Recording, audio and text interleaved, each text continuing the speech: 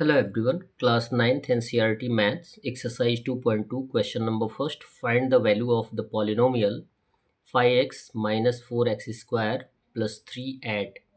आपको ये पॉलिनोमियल दिया गया है जो कि क्वाड्रेटिक है, जिसमें हाईएस्ट पावर क्या है 2 है, और इसका आपको वैल्यू फाइंड आउट करना है। किस कंडीशन में? फर्स्ट कंडीशन दिया गया कि यदि x का वैल्यू 0 होगा तो इनका वैल्यू क्या आएगा। तो हम क्या करेंगे, जहाँ पे यानी जिन स्थानों पे x दिया गया है उन स्थानों पे x का वैल्यू 0 रख देंगे।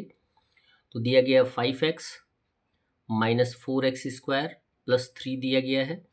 तो 5 और x के बीच में इंटू का सिंबल है, 5 इंटू 0 आ जाएगा x का वैल्यू, माइनस करेंगे 4 इंटू एक्स का वैल्यू कितना है 0 स्क्वायर प्लस 3, 5 से 0 में मल्टीप्लाई करेंगे तो 0 आएगा, और 4 से यहाँ पे 0 का स्क्वायर 0 होगा, और 4 से 0 में मल्टीप्लाई करेंगे तो 0 आएगा। क्लियर है? और ये दोनों टर्म क्या होंगे? रिजेक्टेड होंगे। यहाँ पे केवल +3 की बात की जाएगी, तो आंसर जो हमारा आएगा वो +3 आएगा। सेकंड क्वेश्चन दिया गया है x इक्वल -1। यदि हम x का वैल्यू -1 रखते हैं तो पॉलिनोमियल का वैल्यू क्या आएगा। तो पहले हम पॉलिनोमियल लिख लेंगे 5x minus 4x square plus 3, और जबकि ऑलरेडी आपको बताया गया कि इसमें 3 टर्म्स दिए गए हैं, एक 5x है, एक दूसरा जो है -4x स्क्वायर है, तीसरा जो है 3 है। यानी टर्म्स को किससे सेपरेट करते हैं? प्लस माइनस से।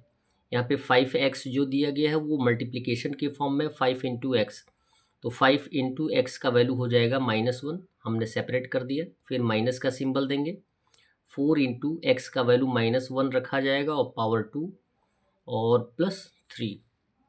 अब यहाँ पे 5 से -1 मल्टीप्लाई करेंगे तो प्लस इंटू माइनस क्या होता है? माइनस होता है, तो ये हो जाएगा -5।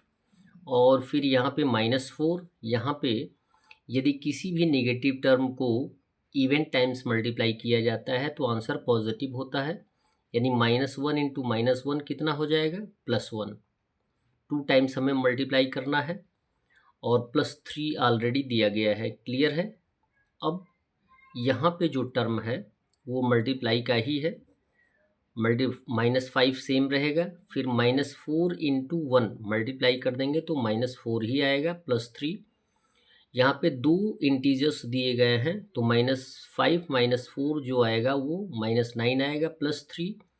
2 इंटीजर हैं, एक निगेटिव और एक पॉजिटिव, तो हम क्या करते हैं? माइनस करते हैं। बड़े वाले इंटीजर में से छोटे वाले इंटीजर को माइनस कर देते हैं, यानी 9 में से 3 माइनस करेंगे तो 6 आएगा। यदि बड़ा वाला इंटीजर नेगेटिव होगा तो आंसर भी क्या होगा? नेगेटिव होगा, तो हमारा आंसर होगा -6।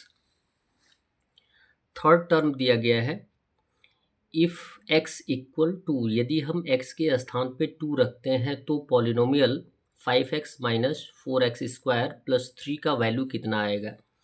तो हम क्या करेंगे? x के स्थान पे 2 पुट कर देंगे, रख देंगे, वैल्यू फाइंड आउट कर देंगे। तो 5x x के स्थान पे 2 रखेंगे तो 5 इंटू 2, माइनस 4 इंटू एक्स के स्थान पे 2 रखेंगे, पावर 2 ऑलरेडी दिया गया है, +3।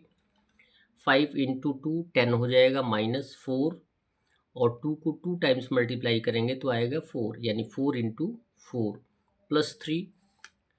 अभी भी मल्टीप्लिकेशन के फॉर्म में है, मल्टीप्लाई करेंगे तो 10 माइनस 4 4 जा 16 प्लस 3।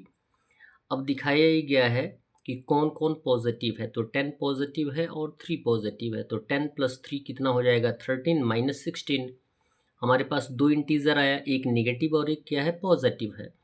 तो हम क्या करते हैं? बड़े वाले इंटीजर में से छोटे वाले इंटीजर को माइनस करते हैं, यानी 16 में से 13 माइनस करेंगे तो आंसर 3 आएगा। फिलहाल जो इंटीजर ग्रेटर है वो नेगेटिव है, तो आंसर भी क्या आ जाएगा? नेगेटिव आ जाएगा। तो हमारा कंप्लीट आंसर जो आएगा वो होगा -3। ये रहा वैल्यू x का पुट करने पर। वीडियो को लाइक करें और चैनल को अवश्य सब्सक्राइब करें, जिससे कि आपको सारे क्वेश्चंस ऑर्डरली मिलते रहें। धन्यवाद।